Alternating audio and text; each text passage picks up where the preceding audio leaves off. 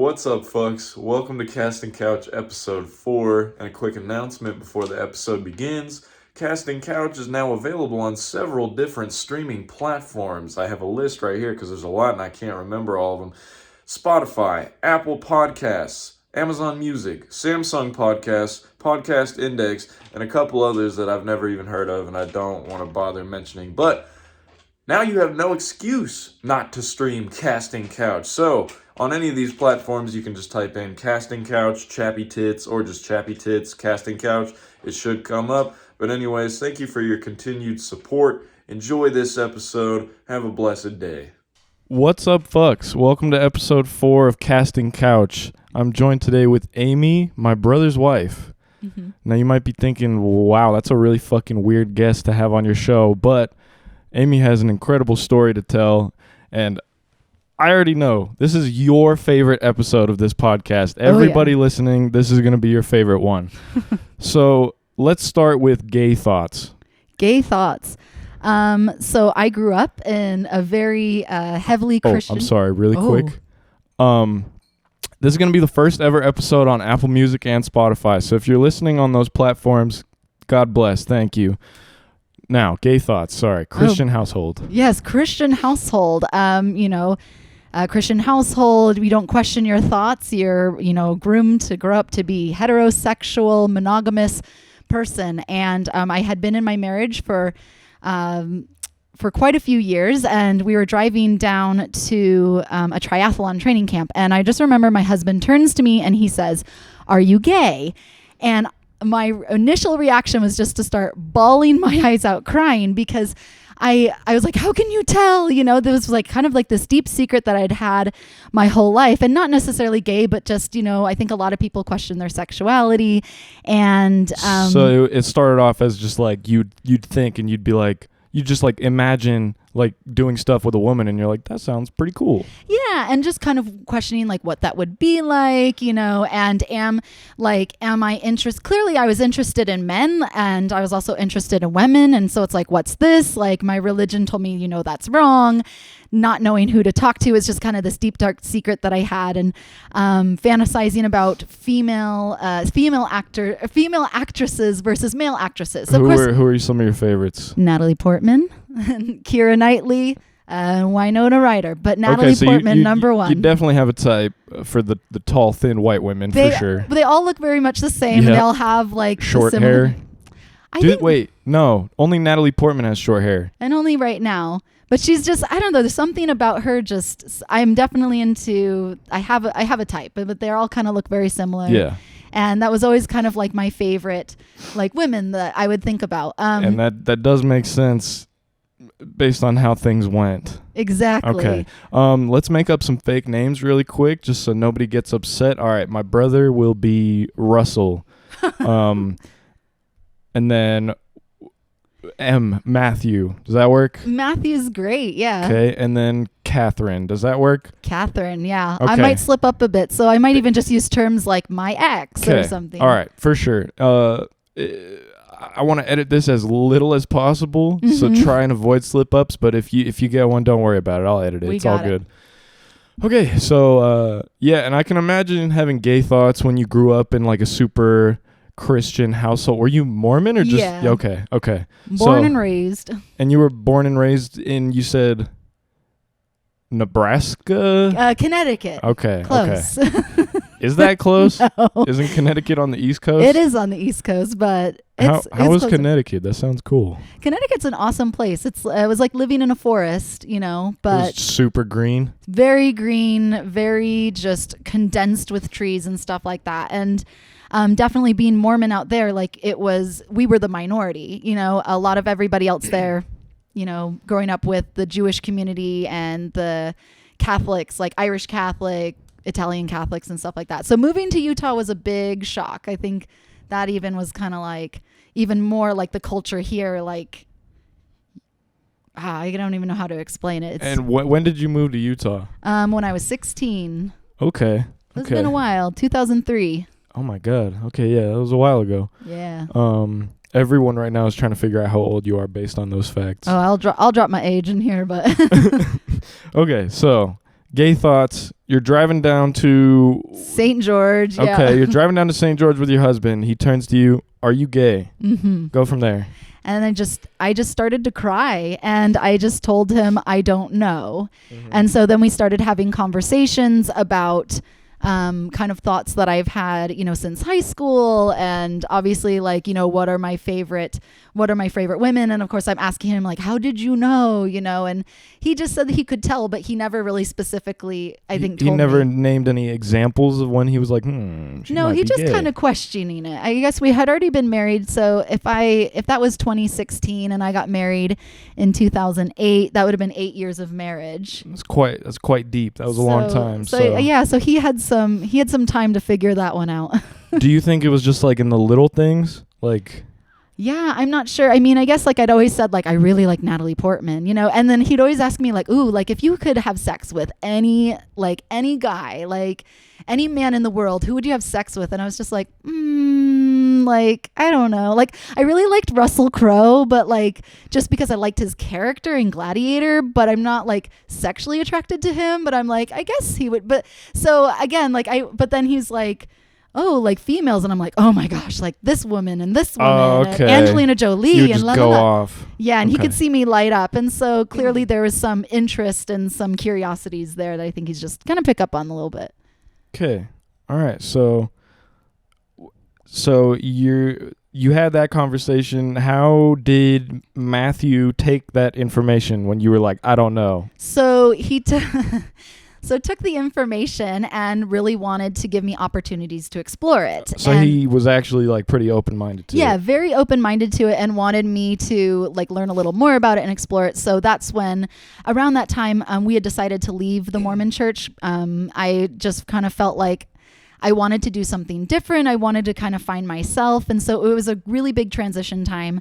And that's when we kind of started looking into, I got introduced to pornography. So porn, it was my first. Was your first time watching porn when you were 28? My first time. I had never watched porn until I was 28, 29. Oh my God. I was a very good Mormon girl, did the whole temple thing, had the callings, everything. And it was just my time. I was you know what? Did you go on a mission? No, I didn't go on a mission. I got married. Okay. I went straight high school marriage. Pretty much high school marriage. I met my husband when I was 18, and we got married when I was 21.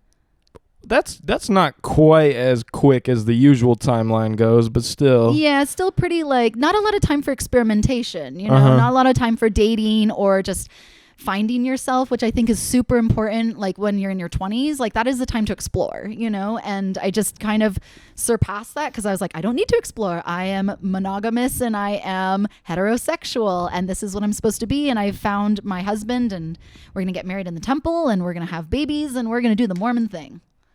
So you didn't even have any bad thoughts about it in the beginning. You were oh hell yeah, this is what you're supposed to do, and you were amped about it. Yeah, I was super excited because it was happening to me as it was expected of me and my expectations growing up in the Mormon church. This is what you do. The whole point of growing up is to find a man to marry, to have that eternal family and build the eternal family. And that's just something that's, you're just born and raised. It's just fucking hammered into your brain. It really your whole is. Life. They call it young women's, but that is where they brainwash you to. The YWCA? Oh yes. I just remember being in church, and my young women's leaders would bring in wedding dresses. So it's as the men are learning about something in their man class, the women, we would be let's all talk about marriage and talk about your wedding dresses. And here's my wedding dress. And then we would all get these little strawberries that were dipped in chocolate to have little tuxedos on them.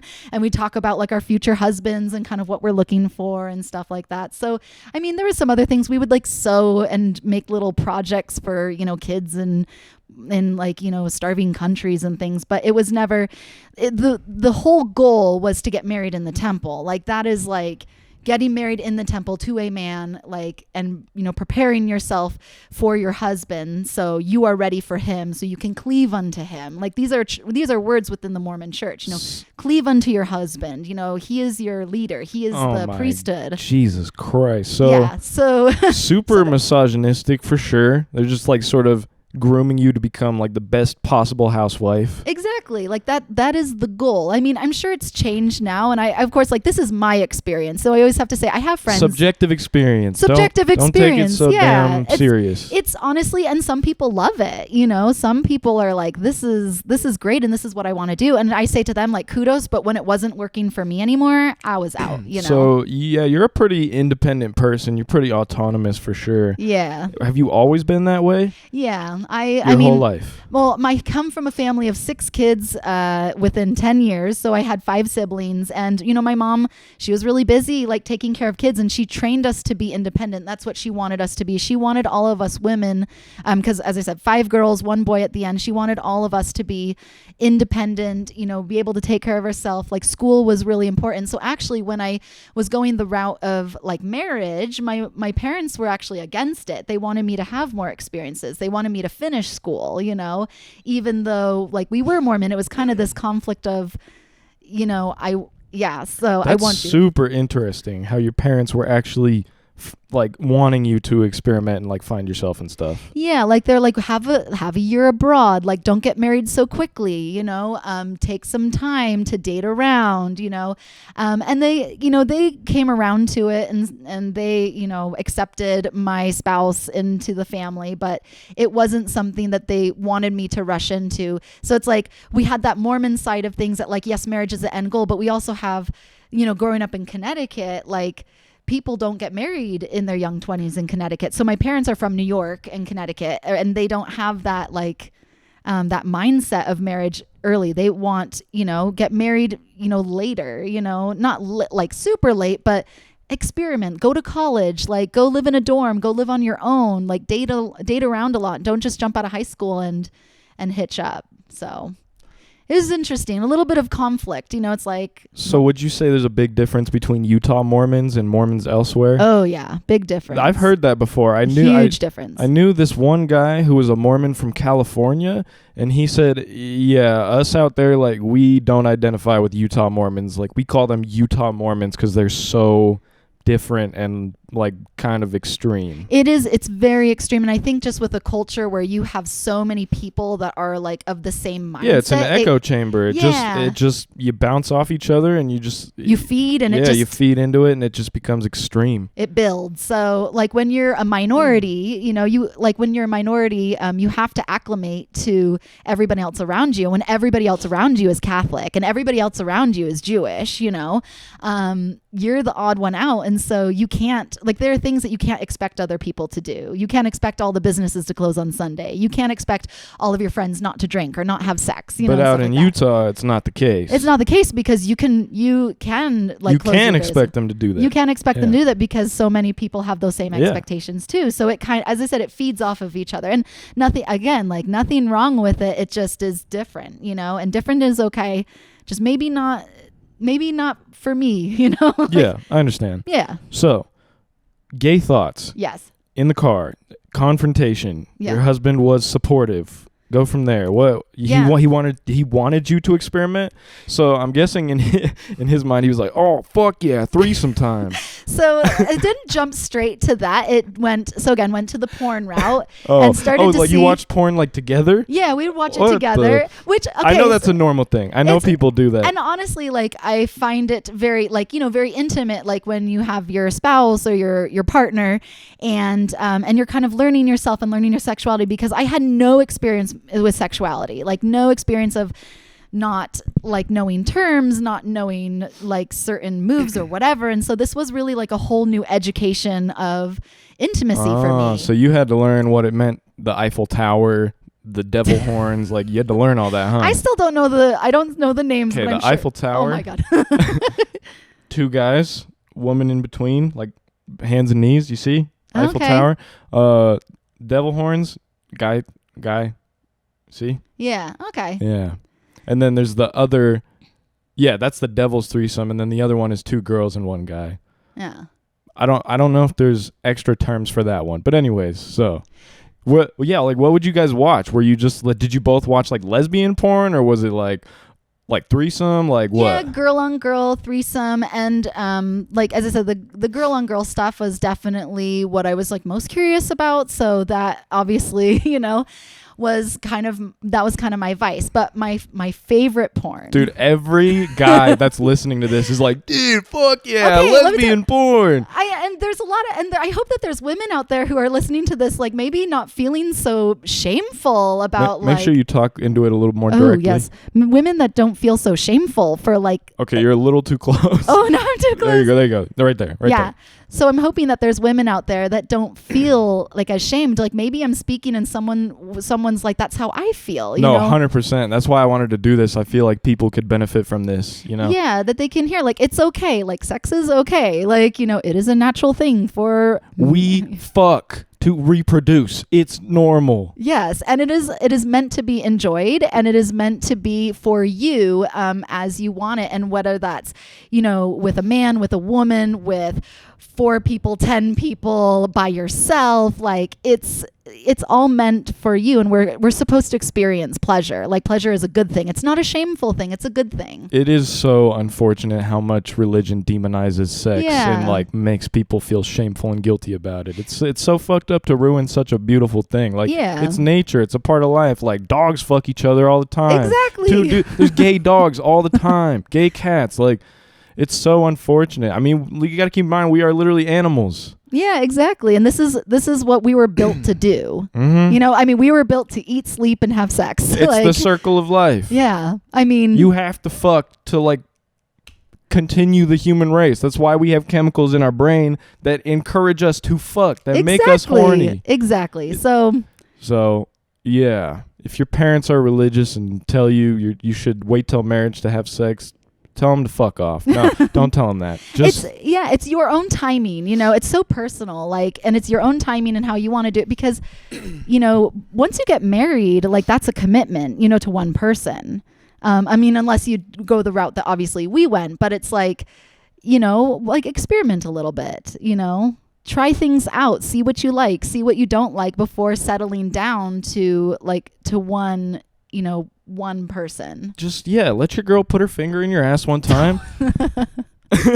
You know, maybe you like it.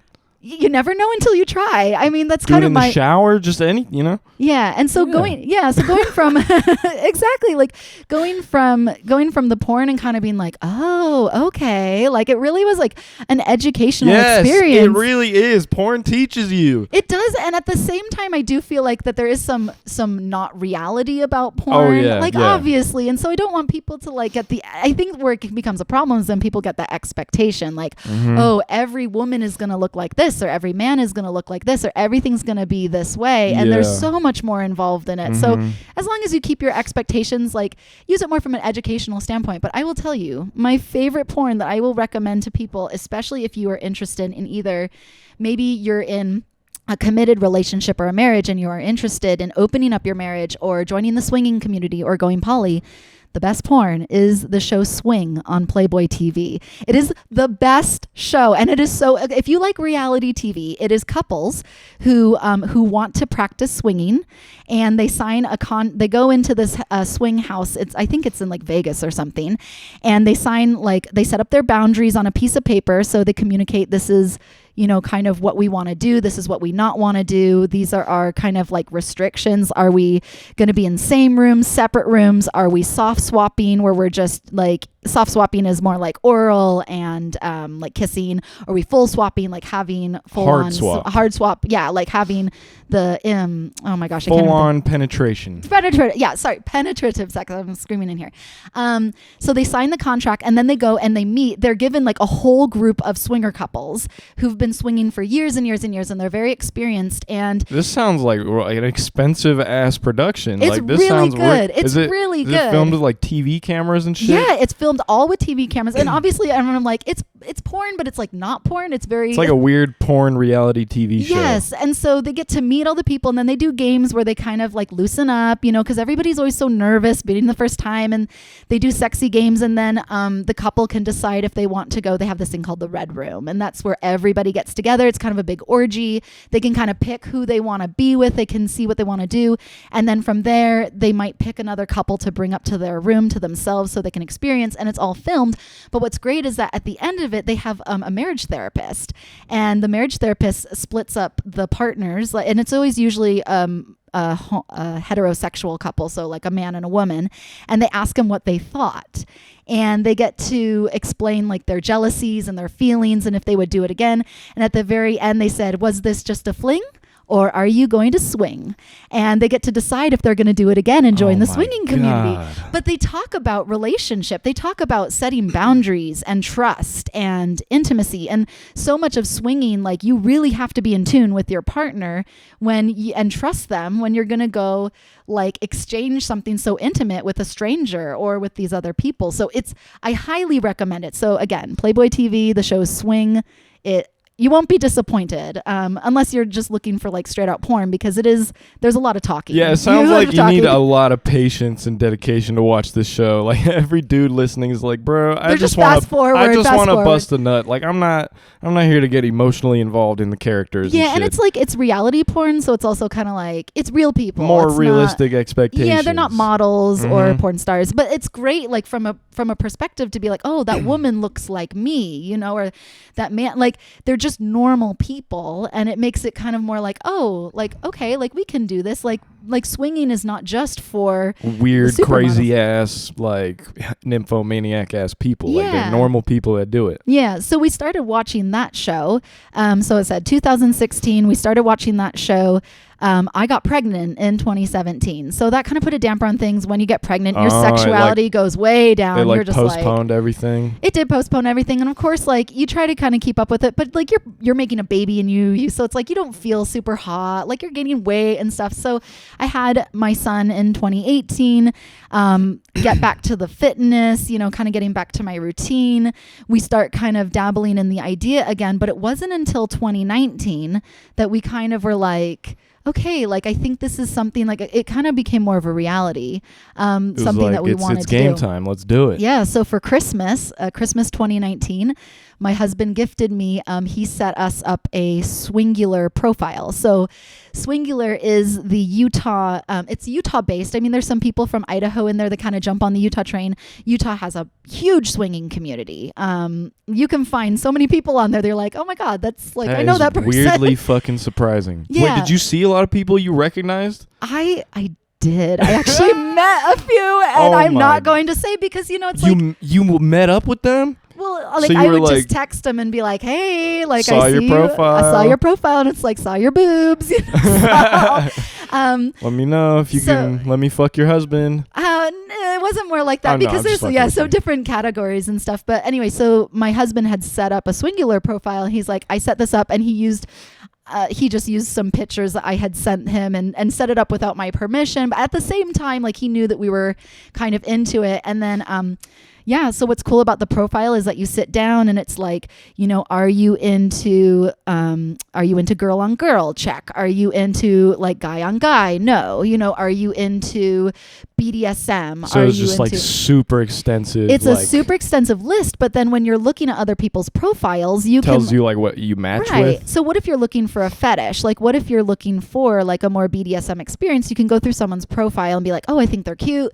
They're into this. And then you reach out to them through this like Swingular thing, and it's all you have your own fake name and stuff like that, and it's like we had made a separate email address so it wouldn't connect to our personal emails because you can just set up a Gmail. So it's like, all right, smart. And you put pictures up of yourself, but you don't post your face. Some people post their faces, but typically you don't. You either blur them out because it's a very private community. Some people are still involved in the Mormon church, and they're still bishops, and they're still. How do you decide you want to bang someone if you can't even see their face? So that's why you start emailing them. So emailing? Yeah, well, emailing. Okay. No, like on the app? Through like, the so app. there's like a messaging on the app. There's also a special app. I was like, imagine emailing asking for titty pics. Like, yeah. What the fuck? There's a special app for that swingers use because it's all like, very private and not connected to phones. It's like connected through email and stuff. So we would use that app to like exchange pictures of like our faces if we felt like I see. So if you're interested in someone, you're like, you send them a message like, yo, let me see your face. Right.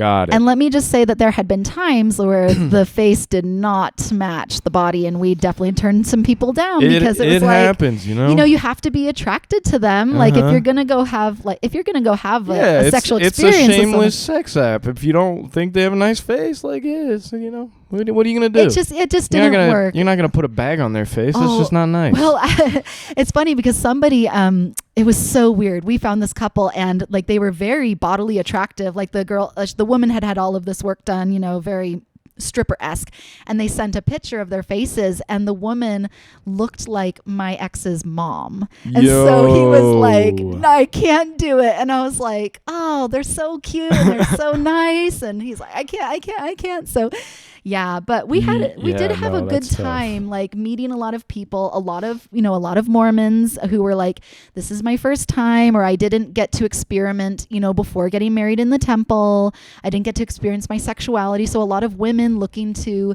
experiment with other women. A lot of people, also looking like threesomes is what most people are looking for. Usually men, like typically men are not usually interested in sharing, their spouse with another man. So, sharing their spouse with another man. So a lot of times people looking for threesomes or even just looking for like, hey, can our wives just get together and we can watch? Whoa, what the fuck? So that's kind of how it started. Like, what do you talk about when you're just watching each other's wives bang? You're just like, fucking nice, dude. Pound it. Like, what do you say? You don't say anything. It's just... Do you like jerk? Like, what do you do while you're watching? Whatever you just want to stand do. there with a boner? Whatever you want to do. Sorry, I feel like I'm like judging and like shaming. I just I don't know. As I said, it's just, just what people do. Like, like in Amsterdam, they have just like sex shows where you can just go and like watch. And there's no shame in that. Like, it's literally the same as watching porn, just like in person. So like, my bad for being all shaming and shit.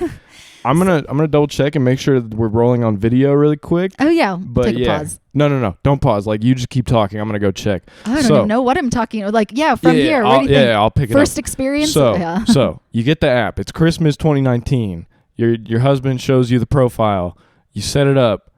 Go from there. Like, what? So you just were messaging people. Like, when was the first time you actually like? Because I can imagine it's a lot harder to find two people that you and a part, like, that's much more complicated than just being a single person trying to find one person who's interested in you, because all four of you have to be down. Yeah, and I think that that's one of the hardest things about swinging is that it's not just if I was attracted, like maybe I'm attracted to the female, but I'm not attracted to the male, or I'm attracted to the male, but not the female. Or maybe my husband isn't attracted to the female. So my husband is heterosexual, so he's not bisexual, so that was not ever like an interest of his to be to be intimate with a man. But there also has to be a level of like, he wanted to make sure that the man, he was comfortable with the man, being with me, like sharing, as I said, like I want to make sure that I'm sharing my wife with someone that I like. So like homie vibes. Yeah, homie vibes. Like, okay, I like this man. He's respectable. Like he's good enough for her. And then obviously he has to like the woman. So there's definitely more complexity to it than people think, like, oh, we just get in a group. I mean, there are the groups too as well. Like there's a lot of parties that go along in swinging communities where you just get everybody together and you just kind of vibe with people, and things just kind of happen. Sounds kind of risky with STDs and stuff. Is it like free? Is it common to like bring like your paper, like to bring like your test papers? Results? It's not common, but it's definitely discussed about within the community. That should be fucking common. Like, if I don't see paperwork that says you don't have hepatitis, like, I'm not down. It is really risky. Like, and that is something that you just kind of have to take. So obviously, a lot of times like condoms are used to prevent STDs, and like people say we require condoms, or some people might even require an STD test, like if they're going to get that specific, but then those people might miss out on opportunities, because then it just gets a little complicated. I mean, we were just more the trusting type. It's like, hey, we usually we would date people, like we would take them on a date, go out for drinks, go out for dinner. We would talk about, our lives or how we grew up, like see how we vibe together. We would talk a little bit of sexy talk, just to see how we were feeling. And then the first night, we would never full swap on the first night. It was more just like kissing, maybe rounding the bases, but never making it home. And then from there, because once you kind of build that trust, then it's like, okay, then we can start like. Are you guys like in the same room? Or yeah. Like, and that's also another thing. Some people prefer to be in the same room, and some people people like separate rooms. I think I would like separate rooms. I'm not gonna lie. At first, I was a same room person, and then I really preferred separate rooms. Because it feels like you just have like that weird like not pressure, but like that weird like jealousy and competition. Like for me, it was the competition. Like, oh, okay, like they're doing all this noise over here. They're doing all this stuff. I've got to keep up, so you get kind of distracted. And so when I when I was doing like party things, like that was just kind of free for all fun. And it's just kind of like everybody's doing their own thing. And so being in a room with a lot of people, having sex and intimacy, whatever they're doing, it's actually a lot easier because, as I said, like there's so much going on that it's like nobody's really paying attention. But when it's like 2 and 2 and most of the time you're in the same bed or you're really close to each other, it's it's interesting. You ever just roll over too far and just touch ass cheeks with your husband? As I said, like it's a very unique experience. Or like no, like the dudes are like inside and they accidentally like move too far and touch ass cheeks and they're like, oh fuck, sorry, bro. I think we made sure to keep things pretty far. Like mostly it was like keep if the you're gonna women do it on close. the same bed, like is it usually a king size bed, like a big ass bed? Okay, I was gonna say because if you're rocking like a full size mattress, that's kind of problematic. Yeah, I mean, and there's also like chairs in the room, or there's like there are couches. Like sometimes it would be like living rooms, so it was a lot of surfaces, a lot of surfaces, a lot of apparatuses for intercourse. Have you ever gone to a sex shop and seen like those pillows that are like, or like those like weird like furniture things that are specifically designed for like having sex on? Oh yeah, I've seen them and they just kind of intimidate me, and so they're just not my thing. Like they look awesome. Like they look so convenient. Like I don't know. I just don't know where I'd put it. Like just I don't want to like, hey, come over to my house. Even if someone sees it, they're not gonna know what the fuck it is. That's true. Like, unless they do know. Are they like, okay. do you have a cat or something? Like, yeah, it's fucking at my mom's house or something. I just think it just takes up too much room. I'm a minimalist. Okay, fair enough. I'm a minimalist, so I'm like that. Those apparatuses, like I've seen them and people talk about them, and that's another cool thing about being like in the swinging community when you're exploring with other people. Like they do bring in like, hey, have you tried a sex swing, or have you tried this toy? Have you tried a sex swing? No. That sounds so dope. Like oh my god, that sounds I have awesome. one. I just haven't. It is something that I've. So you lied. You do have an apparatus. I have one, but I haven't used it. It's still in the box. Still in the box? Yeah, because I used to be a pure romance consultant. So I used after I got into this, I was like, oh, I can make some money off of this by selling sex toys to my friends and like within the sex community. And so in the swinging community, so I bought up a bunch of stuff. So I was like, sure, I'll buy this. So you were you had like an Amazon store of sex toys? Oh no, it was through Pure Romance is a like an MLM. I think I licked the mic by accident. Why'd you slap it? Because I didn't know if there was like it's fine. drool on it. I'm like, I'm sorry. Okay. It's okay. But yeah, so I have the swing. I've yet to use it. But again, I'm just not like, I just like have to take it out and then you have to like put it up, and it's just like I don't know, like, and just kind of like if it's you could just leave it out and say it's a hammock. Like it's so easy to just like tiptoe around it. We only have like so many okay, all right, doors. Fair enough. Like it would just be in the way. I'd just be like, let me move my sex swing. Well, I mean, and I work from home. Like, could you imagine? You're just like doing taxes and you look over and you see your sex swing. Like as I said, I'm like, it's there. I don't know. I said different strokes for different folks. But as I said, when you're in that community, there's so many opportunities literally to try different stuff. strokes. Like literally. Yeah. Okay. So here's where so you go on dates with people, and when was your first connection? Like who did you connect with? How did that go? Okay, so my first connection, I'm like all excited. The first time I kissed a girl. Holy fuck, I know. That's sick. It went from kissing straight to all the way in one night. Oh damn, one night. It went Wait, pretty that was fast. your guys' first? And our first couple about our age. I thought you just said you don't go all the way the first time you guys go out. Well, okay, I should phrase this. We didn't go all the way with penetrative sex. So like swapping. Third base. Yeah. Okay. I don't really consider like when you have like two couples and the women are together, I don't really consider that swapping. I consider swapping like exchanging spouses. So it's no full swapping until at the very earliest the second date. So what your husband and the dude do? Just like play pool or something? Like no, they were just there like to just watch. Nice. It was her first time too. Okay. Like both of us, kind of getting coached along, and it was really awesome. Like it was a really wonderful experience, and She's amazing human. Like her husband's an amazing guy. We chatted a lot. We went, we hung out, and like you kind of become friends. Like you just, it's a relationship. It is a relationship. Yeah. I mean, it didn't go all the way to like a poly relationship, which is like what had happened later with, with my current husband. So it was like friends with benefits. Right. Yeah. Okay. It's super cool. Like just really awesome. And just like no worries. Like it's just sex. It's just a good time. Swinging is just a good time. Do you think it's difficult though, like not associating emotions and like intimacy, like when you have sex? For me, no. Like I'm able to. You have that switch? I have that switch. Like I'm able, but there's a difference between like just fun sex, like sex for the sake of sex, and intimate sex. It's totally different. That's totally fair. I agree. And so anyway, and it was really interesting. That was like the coolest thing that I learned about myself is that I could just be this kind of sexual animal, and I can just do whatever I want. And it just didn't not that it didn't mean anything to me, but it didn't mean anything to me. I could just walk away and be like, oh, that was fun. Dude, you're like the first woman I've ever met that's been able to do that. There are a lot of women that are like that, but they don't speak up. Okay, fair enough. Because I've met a lot of women. It's probably frowned upon. Yeah. Women are like, in general, a lot more emotional, a lot more like able to get attachments and stuff. Yeah, or want that connection. Yeah. So, I remember when I was in my whore days back in like high school and stuff.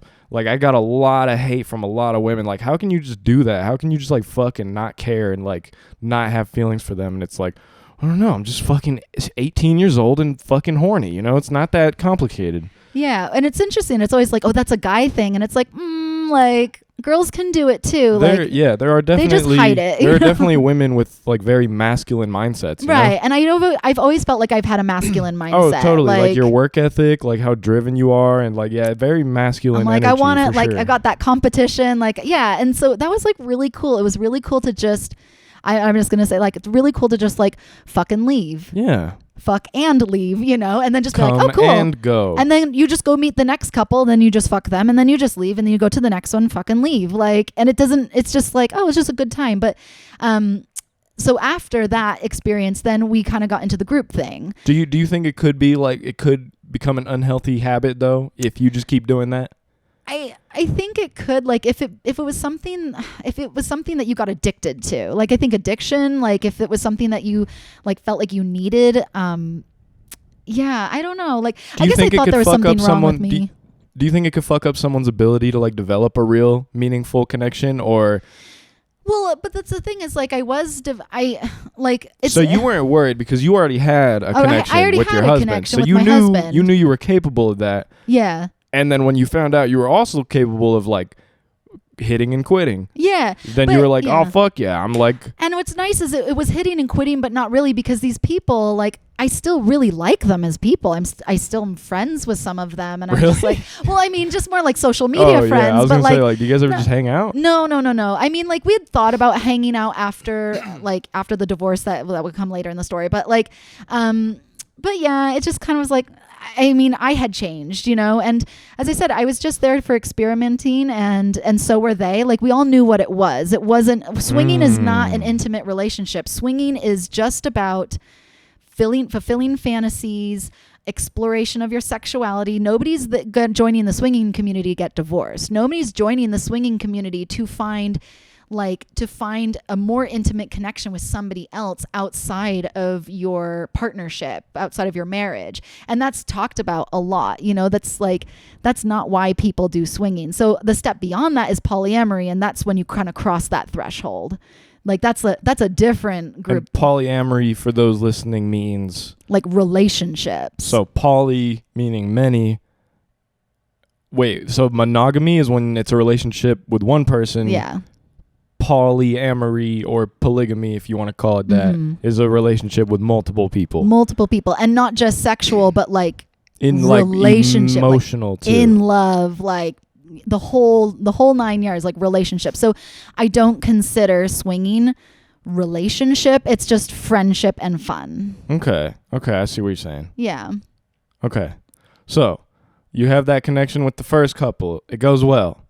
And then what? You just move on to the next Yeah, one? just move on to the next one. And then you just kept moving on and on? Yeah, we'd wanted to try different things. So we did end up meeting a couple, and I really liked them. Super fun. And they were like, hey, we're a part of a rave group. And so we want you to be a part of our group. And so we're like, okay. So we. Oh yeah, I forgot about this chapter of the story. Yeah, the group crazy. stuff. As I said, I just like I'm exploring. I'm kind of like, you know what? How do I know I don't like it unless I try it? You know. And as long as my spouse was on board, it was like, yeah, let's do it and see where this goes. So this was our rave group, and they were more the party type, and these were more like the orgy stuff, where there wasn't a lot of swapping going on, but it was like everybody in the same room, or maybe all the women were doing something together while all the men were watching. Truth and Dare, hot tubs, all that kind of party stuff, and that was like pretty fun too. But everybody in the group, obviously, we all knew each other. Nothing would happen unless everyone felt comfortable with everyone being there. It was just. I really, really enjoyed that. And I built some really strong connections, especially with the women. And that's where it was a really, a really great place to just see like females empowered with their own sexuality. Like I met people that were like nymphomaniacs, like these women that they wanted more sex than their husbands. And I was like, wow, this exists. And I'm like, oh my gosh. And so they were joining the community because the husband was like, I can't keep up. Like he literally couldn't keep up. And, oh my God. And they would go till like 4 a.m. and you're like, is she still going down there? Because we'd all be in the same house. We would spend the night together. We would do trips together. Just really, really fun times. But side note, I really felt that one.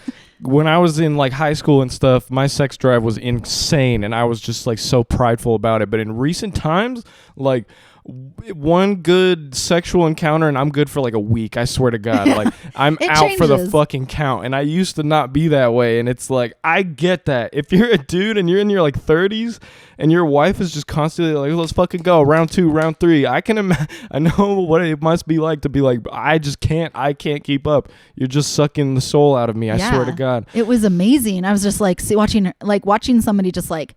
So it must be really cool seeing so many like sexually liberated women. Yeah, that was amazing. Like I think that was one of the best experiences that I had in 2020 was just seeing women own their sexuality, and they were in charge, and they're like, I want this and I don't want that. They were able to say, no, you cannot you cannot have sex with my husband, and put those boundaries up and stuff like that. But I'm comfortable with this. Or, and that group, as I said, that group was really awesome. Made some really good friends, amazing women, also powerful women that are in career. Super like feminist, like female empowerment. I was like, girl power, sure.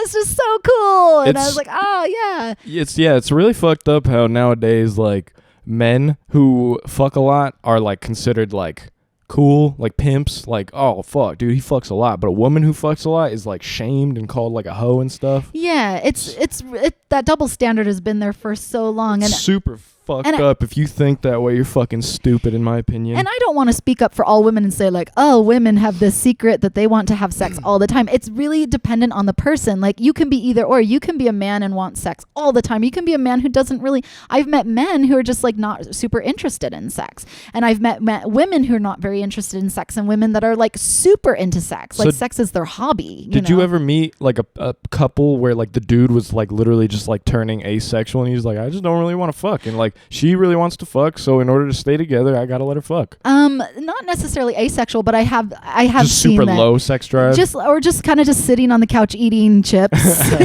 while things are going on, and that's fine. Like no judgment. It's a very judgment-free culture. You could do whatever you want. Like literally, they would call me the Judas goat because I ended up being I felt quite free taking off my clothes. And so if they wanted things to get started, they just say like, Amy, go. And I would just, strip down to nothing. And then all the women kind of follow me, because everybody's always so nervous. Like, who's the first one to start? It's that masculine mindset right there. Yeah, You're I'm a go-getter. Let's go. Like, let's why fuck. are we wasting time? What's like, we're all here guys? for the same reason. And at the same time, we're all having a good time. Like, it's just good. Like, it's a very liberating experience to just feel authentically yourself and no judgment. And there's just, and everybody is, everybody's just having a good time, you know. Mm-hmm. And there was drama that happened when you mix different sort of materials that can intoxicate you, plus people are tired, plus, you know. Oh, didn't you say people were doing like hella crazy shit, like coke, like?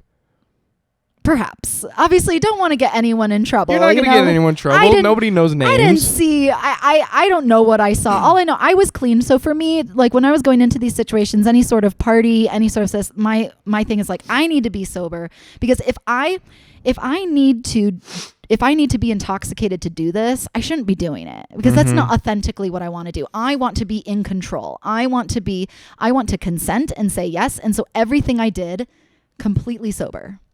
Awesome. Yeah. All right. Because I wanted to know, like, I want to do this. I'm choosing to do this. And yeah. And so it was a little disheartening to see there were some people that would say like, oh, like I have to take drugs to participate in that activity. And that makes me think like, yeah, it makes you think like they're kind of like, don't truly want to be there. Yeah. Because it's like, if you don't really want to be here, like you don't have to, and that, you know, that must nobody be wants crazy, like unhealthy for you mentally if you don't really want to be there in that scenario. Cause that's a very extreme environment you're in. And it was also really nice to be kind of like the female. I liked looking out for my friends, looking out for the women, because sometimes we had this rule, we didn't like single guys joining. It had to be couples, you know, but sometimes like a single man would get invited because he's like, oh yeah, like I'm going to bring a girl with me, but then he would show up alone, and it kind of became a predatorial situation where it's like, okay, like, you know, people are doing things. We don't really know this guy very much. And so it was really nice to kind of be alert and just kind of be like, like, you know. It was like a pretty closed circle. It was closed. Yeah, it was really close. And to get into this was like, it would kind of just happen to us by chance. We found the couple on Swingular. We thought that, oh, this is just going to be a 2-on-2 situation, but it ended up being like a bigger group thing. And it was interesting because there was a competing rave group, and I kind of felt this competition between like which group rave group was different from this group? This is the rave group. Okay. There's multiple rave groups, and it was always like, this rave group is having this party, and are you going to come to this party? And then this rave group is going over here, and it was kind of fun a little bit to be like, oh yeah, like, you know, so if it was a rave group, were people doing like Molly and like psychedelics and stuff? I don't know about the drug scene, so I'm just like, Okay. they were just, I don't know what they were doing, but it was all a good time, and people were doing all the things that they wanted to do. But I'm coming out of this saying, you know, like, clean and sober, because if you go into it intoxicated and you need it, like, you have to ask yourself, like, why am I doing this if I need to be intoxicated, you know? I like, alcohol definitely takes like the anxiety off, so maybe you can get off, but like to be completely just like blackout drunk, yeah, you think it's kind of fucked up, like, and like you could do a lot of things, like you can't really consent when you're like blackout drunk, you know? Some shit can go bad, like some luckily, unconsensual shit can happen. And so that's where problems happen. But as I said, our group was really, really good. Like, we all looked out for each other. It was a community. It was a tribe. It was people that like, hey, we have this interest. Like, we have this interest to behave this way. We want to live this way on the weekends. And this is our thing. And I really enjoyed it for a time, but then it was just something I was like, it just kind of like got old, like not old, but it just wasn't my thing. You know, I'm just like, am I going to be doing this for the rest of my life? Am I going to be doing this when I'm 40? Did you like see something crazy and that's when you realize like, oh, maybe this isn't for me?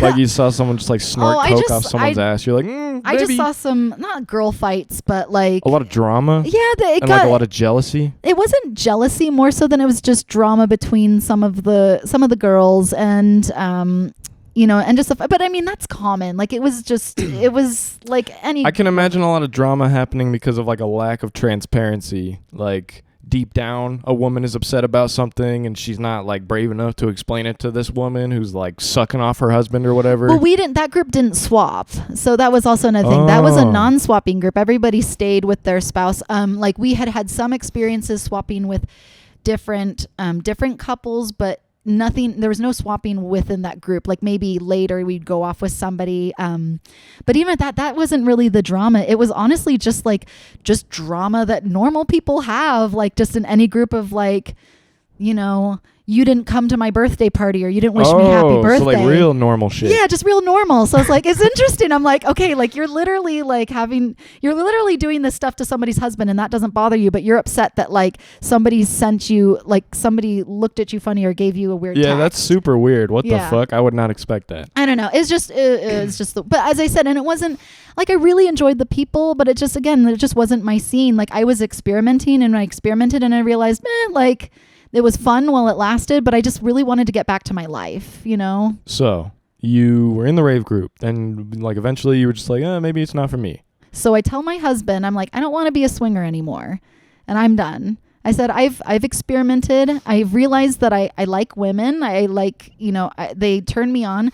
However, I'm like not interested in having a relationship with a woman. I'm not sure if that's where I want to go. My weekends, like I've always ended up being really tired. I was really into my triathlon training. I was trying to train to be like a Team USA athlete. I was trying to still like build my career. And I just it just got to be so much, it was like almost every weekend. And I just didn't want it to be our thing anymore, or at least my thing. So I told him that I was done with swinging, and he said, I want to do one more couple. No fucking way. One more couple, and if you don't like them, we're done forever with swinging. Oh my God. One more. All right, let me check the camera really quick. Okay, so this is gonna be long. One more. We're gonna wrap this up at maybe like an hour 15. So we got about 25 minutes to finish the story. Oh, you Jesus. think that's enough time? That's enough time. Yeah. We'll go fast. Because like we've been really getting in the details. And like you said, when it comes to like the actual people, like you don't want to hurt any feelings, so we won't get probably like too. We're not going to get too deep, but it's just it's that next step, it's that jump, okay. Like. So, your husband's like, okay, one last couple. So, you go out. Where do you meet? Well, first of all, I said, okay, but I don't want anything to do with it, so this is all on you. So he was. What do you mean? It's like you made him in charge of like messaging them and organizing everything. So I didn't talk to them for like a couple weeks. Like he was like, look, I've been messaging this couple. It's this person. It's what do we call them? Catherine and Russell. Yep. Catherine and Russell, right? I've been messaging this couple. They seem really, really fun. They're very attractive. Russell is my brother, by the way. My oldest brother. And they seem really awesome. I think you'd like them. I've set up a date, June 27th, 2020, Prohibition, Utah. Like, let's go have drinks and meet them. And I was like, okay, but I want to go home afterwards because I've got XYZ the next day. So I couldn't be bothered. You were literally expecting the worst. You were like, okay, this is gonna be annoying as fuck. It's gonna suck ass. I saw the pictures and I was very attracted. Okay. However, I was just kind of like, do I really want to do this again? I felt done, and so I didn't know, but I was also like, I was curious. I saw Russell and I was like, oh, he's pretty cute. Like, I really like him and his story. And I saw Catherine and I was like, yeah, she's cute, like tall, white, female, your type for sure. Yeah, but like, yeah. So you weren't, you was mostly for Russell, not too much of your interest in the. Perhaps, yeah. Okay. Sorry, that was Yeah, no, it's good. I mean, like, yeah. We don't mean to hurt any feelings. We're being transparent here. Yeah, and to be honest, I had feelings for another woman at the time. From the rave group. Oh my God! So you were like someone that I was kind of more wanting an intimate relationship with, and at the same time, like wanting that more like female connection with her. So and she was totally different. You were kind of conflicted, huh? Yeah, but I was conflicted at the same time. It was. I was really interested in Russell, and I said, Catherine, she was super pretty. I mean, she's a very attractive woman. I just kind of had another woman in the back of my mind, as somebody I wanted to develop a deeper relationship with on like a female level, just friendship, hanging out with her and her boyfriend at the time. So it was another couple that we weren't intimate with each other, but just another couple we wanted to like kind of be friends with. And so again, very, very much attracted to Russell, which pulled me in. But there was that hesitation because I had felt burned out and kind of like, just kind of done with the partying, done with the like, just again, wanted to get back to my normal life. But from that point on, oh boy. I had no idea what was to come. You meet up. Where do you meet? Prohibition. Prohibition, which is a bar. right? Bar? Yep. 'Kay. Prohibition. So you meet up. What are like first impressions? Like, because there is a very big difference. Like, I noticed this when I used to be on Tinder and stuff and online date. Like, you see pictures of someone and stuff. That's one thing.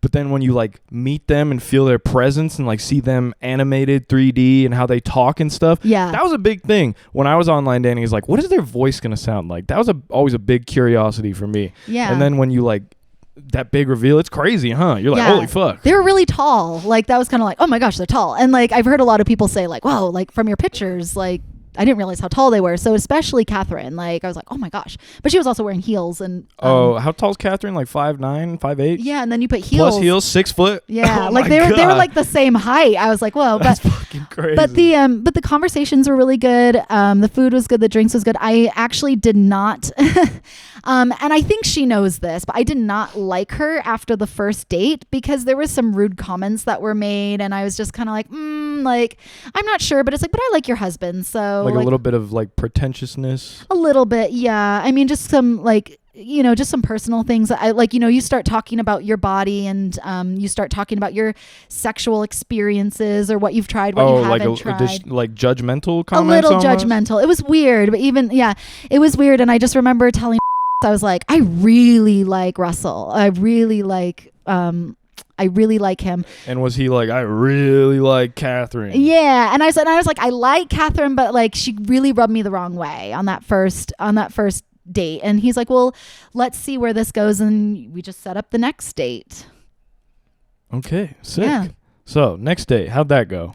Better? Yeah. Well, we went to their house, and we just, you know, like we had our kids were being babysat. Their kids were in bed. And so we just kind of hung out and just talked and had some drinks. You know, my ex went off with Catherine and I stayed with Russell, got to know him. And then when we were leaving, we kissed for the first time. And that was Fuck like, yeah. oh, and I mean, I think I kissed Catherine first, and I was like, she's good. You know, she's a good kisser. It was nice. And I kissed Russell, and I was just like, you know, that moment when you're like, oh my God. Like it was like special. Yeah. And I was just like, oh shoot. Like, this Oh. is different. And I was so excited. Like, I just remember being like so excited. Like, when am I going to see them next? You know?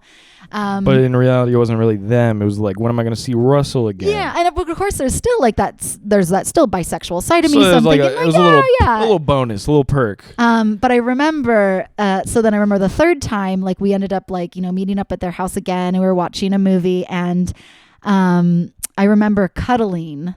And cuddling is very intimate. I think cuddling is way more intimate than sexual acts. All right, maybe take a step back. For me though, It's not more intimate it's than- not more intimate, but there's like that, like that falling in love aspect. You know, that's what, like, swingers, they have these boundaries. It's like, yes, you can have sex, but you cannot text. So it's not more intimate, but it's like more emotional intimacy. And I just remember, like, as I'm like, oh yes, I remember just like the way like he held me and the way he was right there, and it wasn't anything sexual. It was just that like energy, that togetherness, and that second it was like a bond, you know. And we still even talk about that day as like, so it was just really wow. like wholesome, just like very wholesome, and nothing.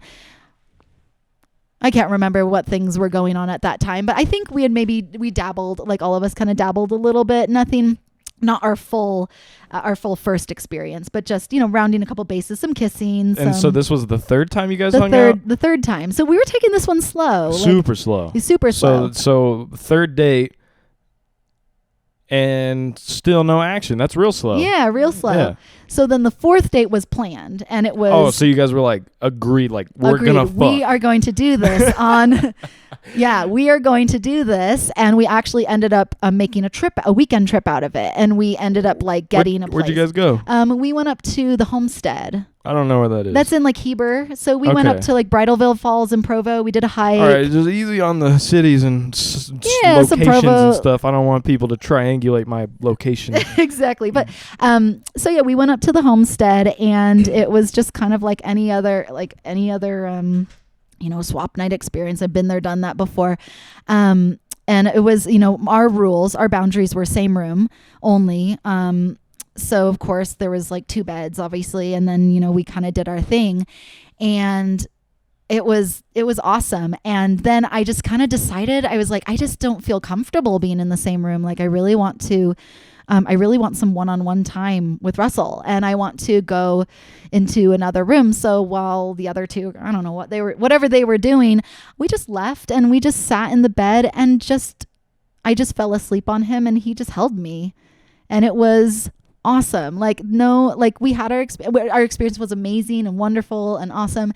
And we just chatted, and I just fell asleep in his arms. And it was like, as I said, like that intimacy is so powerful. Like, so like there's the sexual intimacy, but then there's that. And so that's what I'm saying. There's a way to just have sex for the sake of sex. And then there's like intimate sex where you like fall in love with somebody, and you are like you just connect, and it's like, oh, like you become one. Super spiritual shit. Super spiritual. So that happened. And, we were all hanging out, and it was always so weird. Like we were in the crater, and we're switching partners. And so the people around us. In the crater? In the crater. I'm like. What does that mean? Like, so the crater is up like at the homestead, and it's this big like thing that you can swim in, and it's open to the public. So there's lots of people in there. So I'm like kissing my husband. Then I'm going over to this guy and kissing this guy. And it was just kind of funny. And like, did you see were any kids like, Mommy, what the fuck's going on? I don't know. Like my kids weren't there. So I'm like, whatever. I apologize to anybody who saw that stuff. They need to open up their minds to more things. But do you need to move the car? Okay. Yeah. In my room on the dresser. Sorry, my roommate had to get his car out. Sorry for the interruption. Anyways. So then after that, so Russell and Catherine had actually, I think that at that point we had all decided, like, let's not date other couples. Like, let's just stay the 4 of us. And let's make that commitment. That's big. And so it took like a month. And so after a month of having these like 4 encounters, it's like, let's try to just be together. And then from there, we were like texting, we were like meeting up like almost every weekend. And then that's when we kind of decided to have like swap nights and try it out, where I would go switch. It was swapping wives. So like Catherine would come to my house, and I would go up to her house, and we would spend the night alone without the other spouse. And that took a while to build up, because I was going to say, it sounds like that has a lot of potential for jealousies and drama. It did. And we talked about the jealousies and drama. And then there was drama before that, because there were times that like when Russell and I went into like just even going into another room, I was got in big trouble for that, because the boundary was we stay in the same room, like nobody leaves the room. Like everything is all about us being together. And when you're having an intimate connection with somebody in another room, then that person isn't a part of it anymore, and they lose control. And so I think that was really hard for my spouse. Like that was his boundary. And he loosened the reins over time, but it took a while to get there. And then once we got there, it started, we would start kind of blending the families. The kids were all around the same age, so they would come and play with each other. Then I would be spending the night at the house and, taking care of Russell's kids in the morning. Catherine would be taking care of my kids in the morning and stuff like that. And it was just kind of this, like, it just kind of developed into this relationship. And we thought it was so cool because we were all helping each other. Like we were all there for each other, and we were really into it. We really thought it was going to work until. Okay, so everything's going great. How were your family? Did you tell anyone at this point, or was it still a pretty like secret thing? So I was telling people, I was like, look, we need to get ahead of this. Like homies or like family and stuff? We all told like a person. So we all decided that everybody could have a secret person that they could tell. Who did Russell tell? Like one of his friends, or like? I think so, like a friend or something like that. Oh, they're in my pocket, bro. I'm sorry. Jesus. Yeah. I think like a friend or something. Sorry, I told my sister and a friend. The others told like a friend. But I kind of was like, look, like we're hanging out a lot. We're spending a lot of time together. Your neighbors are getting suspicious. Like, we're not being very discreet. We're not being very discreet. Plus, you have the kids. And so I said, one of these days, one of the kids is going to say something to a parent. So we need to come out. And I was like, I think we should come out. Like, honestly, if we're doing this, you need to own it. Like, I'm all about like shameless. Like, look, if I feel shame doing this, then I shouldn't be doing it. You Amen, know? sis. I'm all about authenticity and being authentic and just like living your truth. And it's like, I'm not going to hide. But I was the one who wanted to come out. Everybody's like, no, it's going to hurt our careers. It's going to hurt our family, whatever.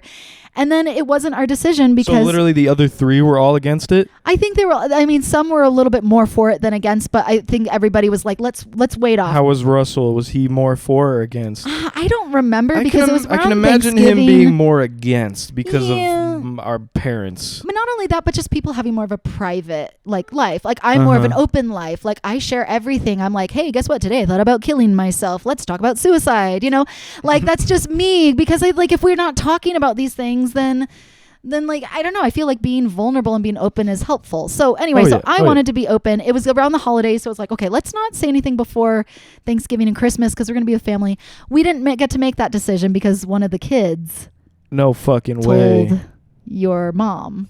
Oh, yeah. I heard about this. One of my brother's kids told my mom. Well, and she's like, Amy slept over my house. And she's like, who's Amy? Oh, that's daddy's girlfriend. And it was like, but you know what? Like, as I said, like, we can't expect the kids, like, you know, like none of them, we didn't blame any of them. Like, as I said, it's going to get out of our hands. And so when that happened, I was like, I want to be on top of it with my family. I want to be on top of it with like my husband's family. So of course we told people in our family and. Oh, yo. So my perspective on this. So I remember it was around the time of Thanksgiving 2020. I remember I came over to Russell's house for whatever reason, and I saw you and Matthew just there. I did not think shit of it. I was just like, oh, cool. They have 2 friends. I don't know. Okay. Yeah. And then like maybe a month later or something, I got a phone call from my dad, and he was no. My dad came over to my apartment. Yeah. And he was like, I don't know. He was talking about Russell, and he was like, you know, he was like, Russell's, you know, he's doing real bad right now. And I was like, what the fuck happened? Did he get into like a car accident? Yeah. Like I was really concerned. I was like, is he okay? And my dad was like, no. In his Russian accent, he was like, no, he's not okay. And I was like, what happened? Like, fucking tell me. And he was like, he's gonna die. Like, and he was like, I think he said it like, Russell is in, what the fuck did he say? He was like, oh God, he had this word he used all the time. Oh yeah, he said Russell is in debauchery. And I was like, what? He was like, he has other girlfriend. And I was like, so he's like cheating? And he was like, they're both cheating. And I was like, what? He was like, date other woman and oh fuck, Catherine. Yeah. Oh fuck, I said both of their names. God damn it. Okay, yeah, I'm gonna have to edit that. Let me make a note. Hour 7. Let me write this down really quick. You can put like little beeps in there or something, right? Like, could you just put like a beep? Yeah, that's no problem. So, yeah, my dad was like explaining it to me, and I was like, oh, so is that who I saw over at their house one time? And he was like, yes. I was like, oh, fuck, that's crazy. And I was literally, I was so fucking shocked because my whole life, Russell has been the golden child. My parents just praise him so much. Like, oh, he's so perfect. He went to college. He got married. He has kids. Like, they're just the perfect son.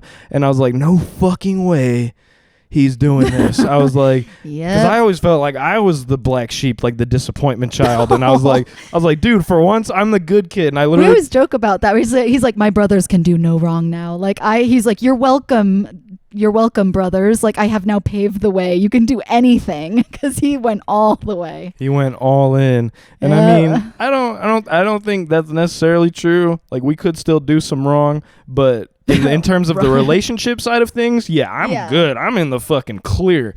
Like, yeah. And I know that your dad like I could be gay at this point, and my parents would be like, well, I guess it's not as bad as what Russell did. Yeah, and it's interesting because I know that there was a time that there were some conversations like this will end in divorce. And what I've learned is that like, you know, that they were right. but also like Spoiler. okay, what spoiler? When you get into any sort of relationship like this, you got to know the stats. And like getting into swinging and polyamory, it's like a 98% divorce rate. You like, gotta know the risks. You got to know the risk. Divorce you is a gotta risk. do the research. Right, because you never know what you're going to find, and if you prefer that, over the life that you have. And we were playing with fire, and of course everyone's like, no, that's not going to happen. And I even remember my spouse being like, I don't want to end up like those people divorced. And I'm like, then why are you fucking doing this? Oh, so your mentality was different. My mentality was like, I'm just having a good time. I'm just open and authentic, and I want to see where this goes. So you knew the risks involved, and you weren't totally opposed to divorce. You were like, that could be in the cards. From what I know now about what I've learned about myself through this, I think that you that were was like something subconsciously doing this. I actually, and I admit this, I think that I was excited about swinging because I was hoping, and I feel bad for saying this, but I realized I was hoping that my husband would find somebody else so he would leave me. Damn. And I didn't realize that until now because I got so excited every time he like fell in love with another, like a woman, or a woman was giving him attention. You're just like, oh fuck yeah, I was like, he'll yes, leave me this alone. is gonna be. And I didn't even really want. It's not that I wanted to. I didn't want to like marry someone else. I just wanted him to like be with somebody else so then I could do my thing. Like I just wanted to do my thing. You just wanted the weight off your shoulders. Yeah, and I feel bad saying that because it's like, but it's just like that's just something. That's the reality. That's the reality of it, And so. Oh my God! Beep beep beep beep. Russell. Let me write that down. God damn it. Okay, Sorry. It's all right. But he was when I was with him, it was like a nice escape. Like both of us would just get together and we would just go, "This is nice," So your relationship at this point with your husband, not great. It's starting to not be great. And one thing that you need to also know so about. because you were with Russell so much and things were so great with him, was it making you realize like how shitty your relationship was with your husband? It wasn't. Sorry, that was really aggressive. Yeah, so shitty's not the word. It was making you realize all the problems you had and. Yes, and that's something, a big warning. If you get into any sort of open relationship, polyamory, swinging, whatever, it will amplify and it will accelerate any problem that you have in your marriage. It will shine a big fucking light on it in your marriage or in your relationship, and you got to deal with that shit. And if you don't deal with it, it's going to end up in divorce. Boom. Like that is it. Like all the problems surfaced, like all the problems that we were just masking that you can just avoid when you're monogamous. You can avoid those things. I don't have to be jealous when I'm monogamous. Monogamous hides a lot of things. And so when you become poly, when you start dating other people, the jealousy, the insecurities, and then you're asking this person, why are you insecure? Why are you jealous? And then they're like, it's not me, it's you. And I'm like, whoa, are we not taking accountability for anything here? And then you realize like, oh my God, like this person is not who I thought they were. So again, amplifies and accelerates, it is like turning up the train straight into a cliff. And if you don't deal with that shit, you don't get a therapist. You don't just say, whoa, back up. But every time like a problem would happen, we all had an opportunity to stop and nobody wanted to stop. It was like a big issue would come up, a fight, a jealousy, an insecurity. Do you have any examples of like... So the one where anything you're willing to share. Yeah. So Russell and I obviously I remember one time I went to the gym with my brother and he was like, yeah, I'm currently in a fight with Catherine. And I was like, oh, why? He was like, because I put it in Amy's butt last night. God, no. So there was that one. That one came later. But again, it was this it was always like, I'm not comfortable if you're doing this in your relationship. And we have to realize in poly relationships, like each relationship needs to have their own autonomy. You cannot control what the other person does. So there was a ton of control. A ton of wanting to be in control and a lot of punishment, a lot of you can and can't do this. And so Russell and I, we're more open and free spirit. It's like, Catherine and whomever, my ex, you can do whatever you want. They literally could do whatever they wanted, but all the rules were on us. And it was because they were uncomfortable. I have boundaries over what you do with your body. And it's like, you can only put boundaries on yourself. And it's like, we are in this relationship and I want autonomy. Like that's what Russell and I were always fighting for, autonomy. But these two were always telling us what they wanted, what we could and couldn't do. So anytime we broke a rule, like, because obviously do you think deep down, like the insecurity was like, because they felt like you and Russell were meshing better than those two? So like deep down they were just like, oh fuck. I think they could see it. It was really undeniable. Like we were, you're just super vibing, just heavy It was as fuck. vibing Just so and natural. just, yeah, like everything was just taking off naturally. And maybe they could see that and they wanted to squash it. I don't know, but there's so many rules. And I think like one of the weirdest rules or worst rules was like, and it was at the very end when I was like, we're done with this. I couldn't fly on an airplane with Russell and sit next to him on a flight. Could you sit not in the same seats? Like, well, I had to sit next to my ex because he said flying is really intimate and you're not allowed to fly with. And so I was like, okay, I won't fly with him. That makes no sense. And You I said, can but don't you spoon want with to someone, but you can't sit next to them on an airplane? So then the other thing is we were trying to plan this trip and I was like, I want to take, we have like date time. So I was like, okay, this is the time that I have dedicated to Russell. I want to take him on a whale watching boat. And my husband said, no, you can't do that. And I want to come with you because my girlfriend or Catherine can't go on a boat. And so because she can't go on a boat and I can't do that with her. She can't go on a boat because of motion sickness. Yeah, and she can't go on a boat, so you can't do that with him unless I come with you. So it's like a 3-wheel thing. That sounds fucking terrible. And I was just like, no, like this is like, again, autonomy. It was so weird. It got so bad at the end. And it wasn't even about like it was interesting. We could do anything intimately. Well, not anything, but there was like, yeah, of course you just dropped that one. I was like, I'll admit it, whatever. But yeah, just like so much control, no autonomy. And there's some shit that went down. My sister-in-law died. I lost my business. I closed my business that I'd had since I was 16 years old. I was just like, there's a lot. We went to a swingers club and I felt like I was being forced to do things that I didn't want to do sexually, and it felt a little like sexual abuse.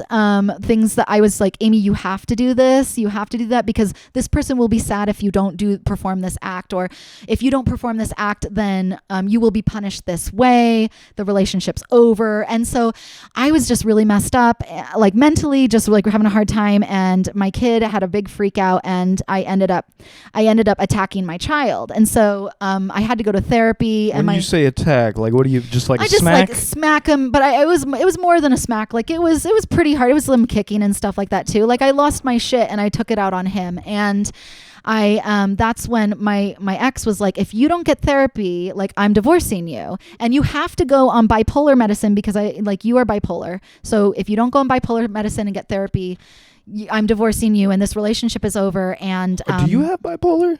So what's interesting is my spouse kept telling me I was bipolar. He's like, you're bipolar, you're bipolar, you're bipolar. And he was convinced that I was bipolar. So then I went to he was like, you have to find the doctor. You're on your own. Like you have to make this right. So I found a therapist. I told my therapist what I did. I turned myself into DCFS. So the cops came to my house. Department of Child DCFS Family Department Service something Family Services. So I put myself through all that because again, like I took accountability, like I did that, and I want to make up for it. And I found my therapist and he's like, you're not bipolar. Like something else is wrong. You're not bipolar. I was going to say, you definitely do not seem bipolar to me. He said, but I was like, I am bipolar, and my husband and my spouse is saying, like, if I'm not going to go on medication, like, he's going to leave me. Like, he's telling me this. So please put me on medication. So they put me on schizophrenia medication because it was my choice, and it just had to do with, like, I had already tried an SSR for, like, depression because I had postpartum depression and I didn't like it. So they put me on an antipsychotic, like a schizophrenia medicine, because it was supposed to help with, like, the waves for bipolar. And then what I realized is that I wasn't bipolar.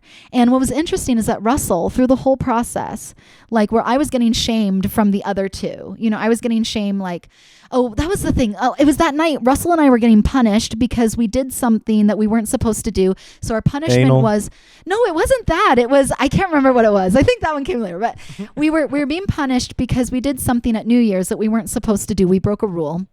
So the punishment was that we weren't allowed to talk on the phone for a week. We weren't allowed to communicate. What the fuck are you, children? I know. We weren't allowed to talk on the phone for a week. And of course, we were agreeing to this because like, oh my God, I did something bad. And I was afraid about losing him because I was like, if my husband wants to end this relationship, I'm not going to have Russell anymore. So I'll do anything he says, right? So we weren't allowed to talk on the phone. And then I was like, why don't you and Catherine go on a date? So my husband takes her to the Grand America and takes her out to Ruth Chris's steakhouse for this big fancy dinner while the two of us had to be in separate houses taking care of our kids. While I'm going through the death of my sister-in-law, while I'm going through the closing of my business, while I'm experiencing some things that I'm like, there were some really bad things that went down at that party that I'm like trying to emotionally figure out myself. And like to this day. No, I figured it out with my therapist. I am just not ready to like. Yeah, you don't have to share. Yeah, obviously. but yeah, so things were going down, and I'm not giving an excuse like why that happened and why I took it out on my child, but like there was just so much going on, and I remember Catherine, like after I was like in therapy, getting on drugs, she came up to me and was like, your husband and I, like, we were supposed to have a good night, but you kind of ruined it because he had to leave to like come take care of like that situation. Oh, and after I hurt my child, I went to go jump off a bridge. That was the other thing. So I went to go kill myself, and I was going to go jump off the bridge, and I was calling my sister, like, talk me over this bridge because I'm jumping. And she's like, just keep walking. And so her husband gets on the phone. He's like, we're going to fly you out to San Antonio.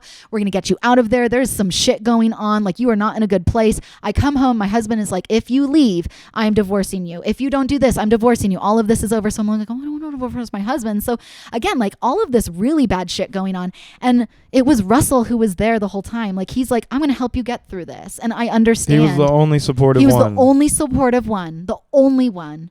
And I was just getting shame. Russell, I was you're getting, a good guy. He's an amazing man. Like I don't know what people who are listening to this who know him, but he is the best man I've ever met in my life. Like the most honest, the most trustworthy, the most loyal. Like, and it's hard to say loyal because like obviously he divorced his wife, but he was loyal all the way to the end, and he sacrificed everything for that relationship and gave up all of his hopes and dreams, all of the things that he wanted. And I was just so in love with him. And so of course all this shit is going down. It's just drama and fights and punishment. And we get to the point where I'm like, I don't want to be on medication anymore. I'm not bipolar. And my therapist is like, you're not bipolar. Let's work on other things. And so, but I'm just going to jump all the way kind of towards that. Just think drama, fighting, crying, whatever. So so the story goes is that my ex ended up asking Catherine one night. He's like, she had said like, I love you more than anything. I love you more than everybody. She was, they were trying to have a baby. Like she wanted to have a baby with my husband. And so they were trying to look in how to do that and how to reverse, some of the things. So they're planning a baby. She was also like picking out wedding dresses and planning weddings with my spouse.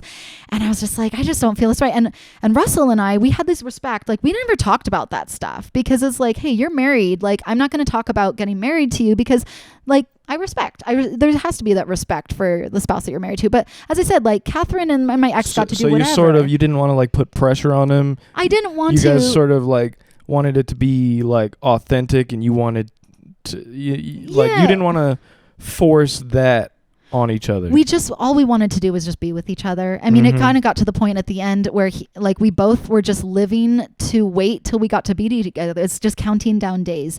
So my husband asked Catherine, he said like, hey, if you really love me all this much, you're talking all this stuff, why don't you leave your husband and marry me? And she said no.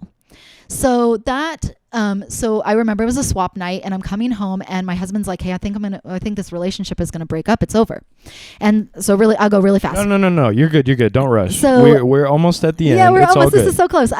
So he said, but I need you to be my safety net. You have to be my safety net because she said no. That's super you now need to up, commit bro. to me as my priority, as my number one. And I was like, well, what about, and I was thinking about it, and I was thinking about primary relationships and what do I want?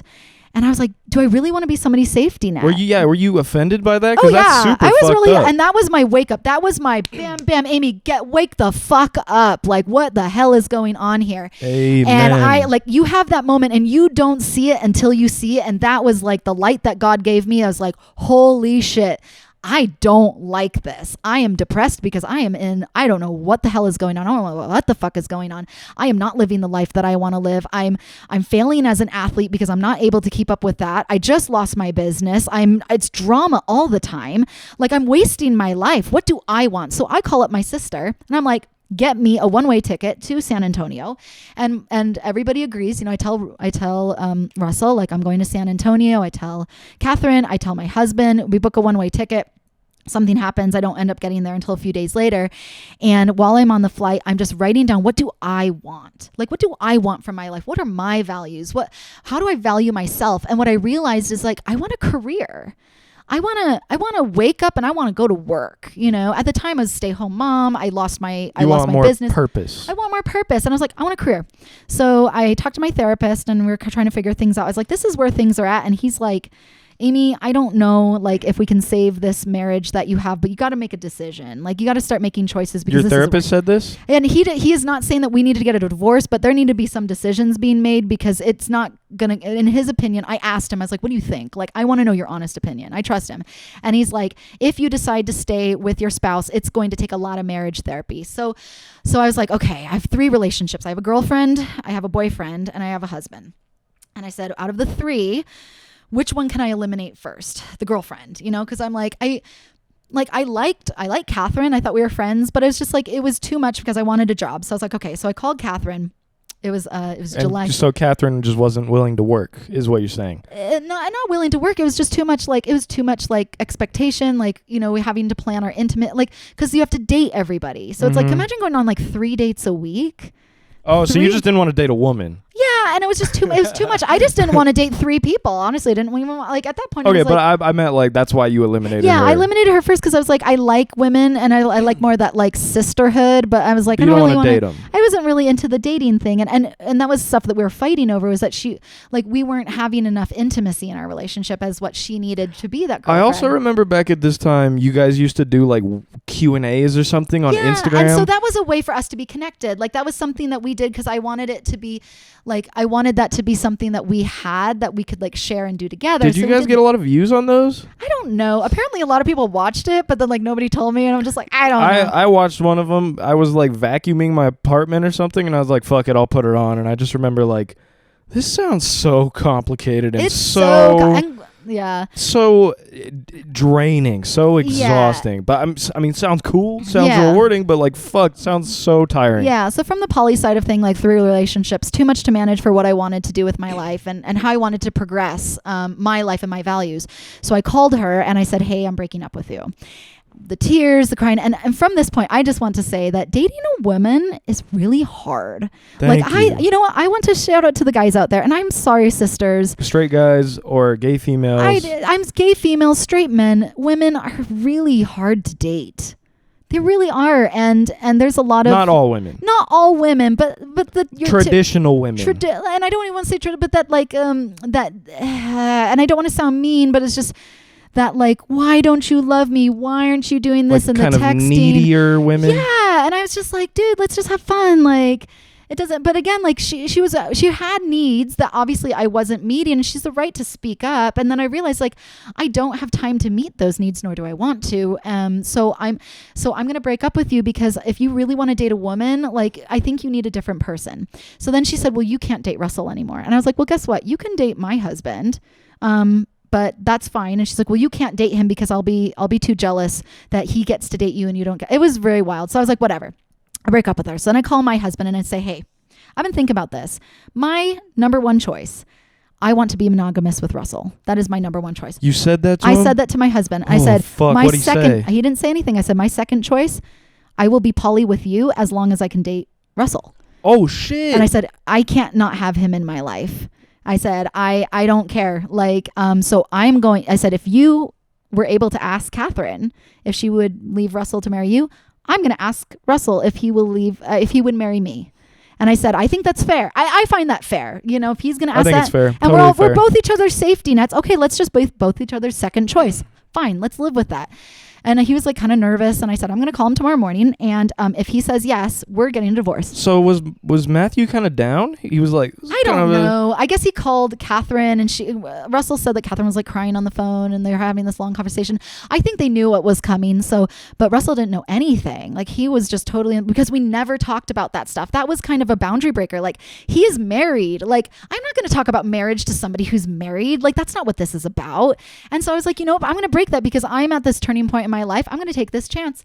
And I remember calling him and I just was like, I am madly in love with you, and I want to spend the rest of my life with you. I want to wake up next to you every morning, and I would beat myself up if I never told you how I felt.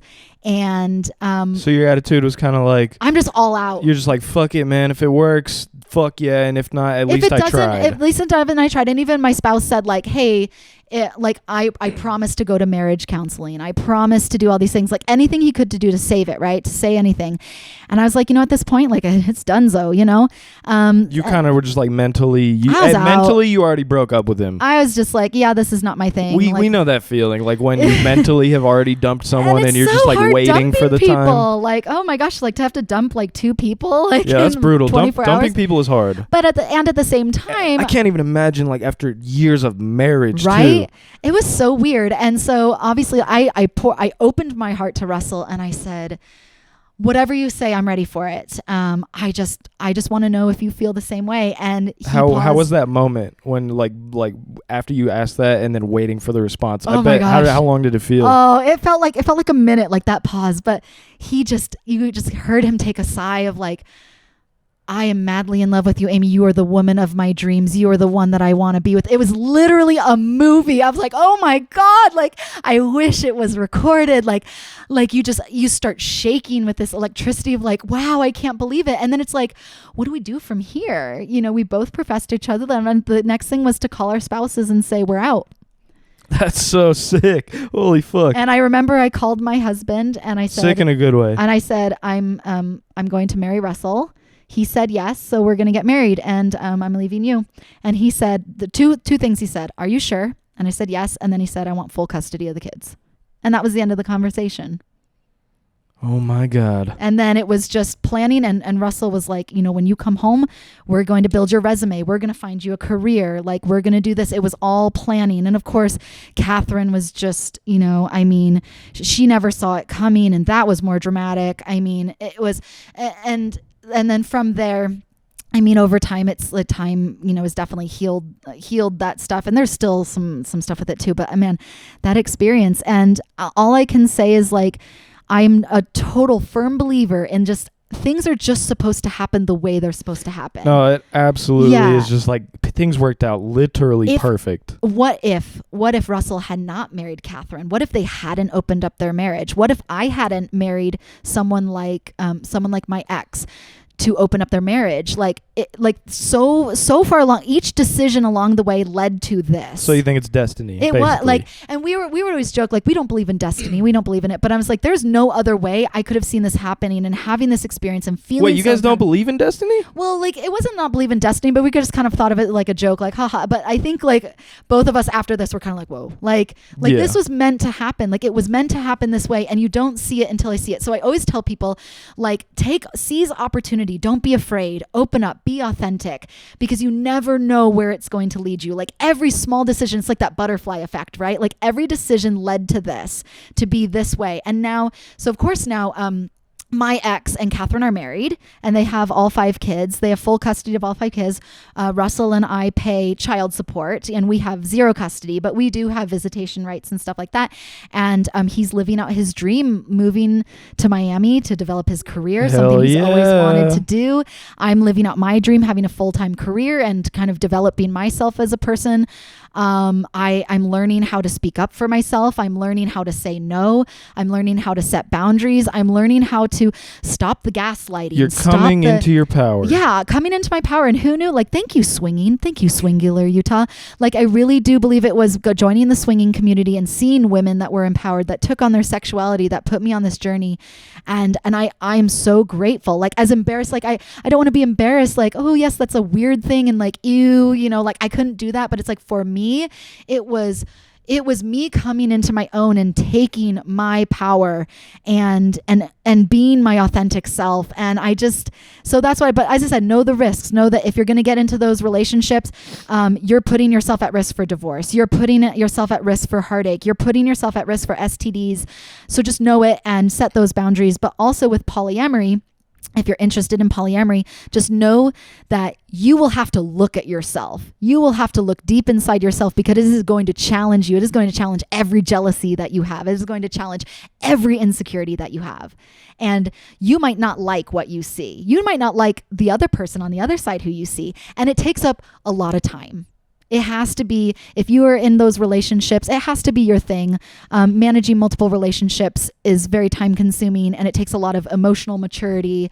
It takes a lot of, as I said, accountability, a lot of openness, a lot of things that are really uncomfortable. And I'm grateful that I went through it, because I grew, and everybody always asks, are you going to go back? And I'm like, nah, like, I love the life that I have. You're not going to go back to swinging. Polyamory or swing. No. I been there, done that. You know, it was a good time while it lasted. I feel like that was kind of living my 20s. Like, I got to experience that party phase. And now that I've had that out of my system, I'm like, it's just not for me. You know, I love my career. I love my triathlon training. I love my spouse. We're both extremely like satisfied with each other and with everything that we're doing in our life. We're sober. Like, we don't drink anymore. It will be 1 year anniversary to when we stopped drinking. So that's was drinking cool. Like a problem for both of you? Like a little bit, maybe? I mean, I can only speak on behalf of myself, but I had my first alcoholic beverage, I think in 2018. Like my first drink. I mean, maybe I had a sip of something like before then, but I started drinking in 2020 to be like, to kind of get into that party scene. And I was abusing it. You know, I was using it to escape. I was using it to escape. So in my mind, like that felt more like, it felt more alcoholic-y. Yeah. Because I was not using it for the right reasons. Amen. Yeah. And so I know it's like, I don't want to be that. Like, I want to be able to wake up in the morning and feel fresh and have a clear head, and going through a divorce and career fuck change. hangovers. Oh yeah. But I don't, no shame to anybody else that doing that, just not our thing. Like we said, we want to have a clear head moving forward to just pursue our dreams, and we have a second chance at life. And unfortunately, like, you know, our kids are not, like, we want our kids to be a part of it, but they're not going to be a part of that, like, you know, all the time right now. And it's just, it's just the way that things are, but it's amazing. And I'm not telling everybody go and get a divorce, like, but I'm grateful for a divorce. I'm grateful for all of this. So would you say that you and Russell are much happier now than before? Yeah. I truly believe it. Like, it just works, you know? Totally. And I will say, yeah, Russell looks happier than I have seen him since he was in like high school. Honestly, the whole time he was married, okay, this is going to sound kind of like, maybe I shouldn't say that. Never mind. Well, I'm going to say it anyway. That's what I always say. Okay, I'm going to say it anyways. He kind of, oh, fuck. Hang on, the headphone. There it is. Okay, so he kind of seemed like he was almost like being controlled, almost like a caged animal throughout his marriage. That's the way I saw it personally. And I remember one time I kind of confronted him about it, and I was like, we were doing yard work or something, and then his wife wasn't doing anything, and then he was like, all right, you guys hungry? And I was like, fuck yeah, we've been doing yard work for hours. And he was like, all right, I'm going to go to Little Caesars and get us something. And I was like, why can't you just ask your wife to do it? Like, she's not doing anything. And then he got like real defensive. He got mad at me, and I was like, whoa, like... There's something here we don't understand. There's something here. There's something more here. He's a great man. You know, he really takes care of people. He's just always one to step in and be the doer, you know? And I don't regret, like, and I know none of us regret the relationships that we're in, because without those relationships, we wouldn't be here, and we grew. And at the time, like, there were beautiful things about our relationships. You know, it's hard, like, when you learn stuff and you appreciate all the memories and shit. But and there were fun times, like, there were great times. It doesn't, like, take that away. It just, you know, I read something that says all relationships have an expiration date. And when your time comes to move on a different path, like, that's just kind of part of the natural. That's the way life goes. Yeah. That's life. That is life. Well, guys, this was your favorite episode of we'll Cast see if and Couch. I'm sleeping now. No, they're like, let's talk about sex again. Nobody girl. could I'm fucking sleep through this. Hell no. This shit is way too... It's literally a movie script. Literally. I've thought about that. That's what my mom is like. This could be a miniseries, like, because there are more details to it. Like, this is the a base. multi-episode series on HBO Max. Yeah, there's so much drama. Like, I mean, oh my God. Like, yeah. But hey, so if you're hearing this and you want to make this a movie, like, hey, let's get it connected. No, don't steal this shit though. Like, don't steal. Come to the source, because I got more. this There's is copyrighted. more. This is copyrighted info. Copyright Chappy Tits 2022. So Yeah. you try and steal this shit, you're getting sued out your ass. Anyways, though, business inquiries, my email will be in the description. So yeah, this was your favorite episode of Casting Couch, everyone listening. And if you are listening on Apple Music and Spotify, thank you. If you're watching this on YouTube, smash that fucking like button. Oh god, my laptop's on low power. Okay, I gotta wrap this up. Thank you for watching Casting Couch episode 4. I'll see you soon. Have a blessed day. Goodbye. See ya.